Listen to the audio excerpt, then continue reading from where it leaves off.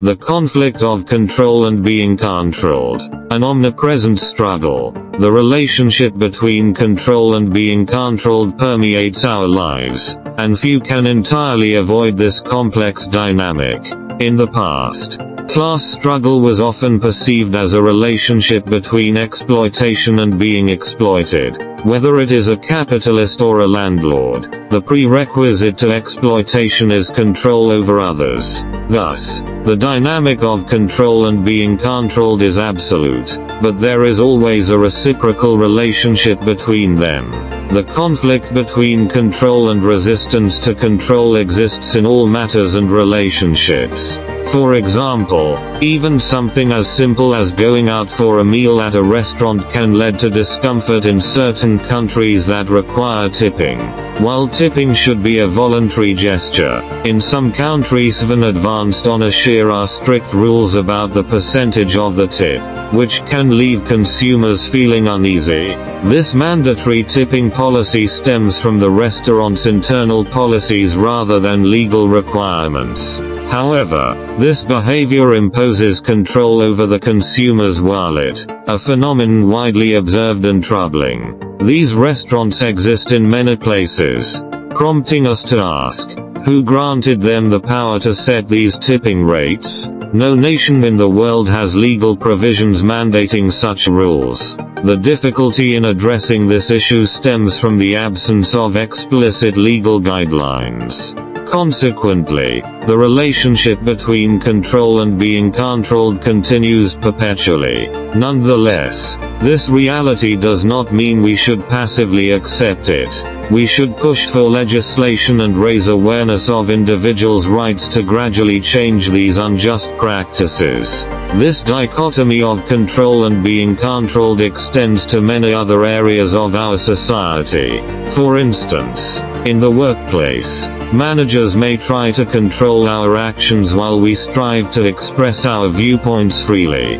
Finding a balance between job requirements and personal rights poses a challenge in this context. In families, parental expectations and control over their children can sometimes lead to resistance. As parents, it's crucial to understand our children's personalities and needs while balancing care and control. Similarly, as children, we need to recognize our parents' intentions while seeking our own freedom and independence. Moreover, in social and romantic relationships, the conflict between control and being controlled also exists. We must respect each other's space and autonomy, avoiding excessive control and restrictions to establish healthy, equitable relationships. So, can we find a balance in this dynamic of control and being controlled in our society?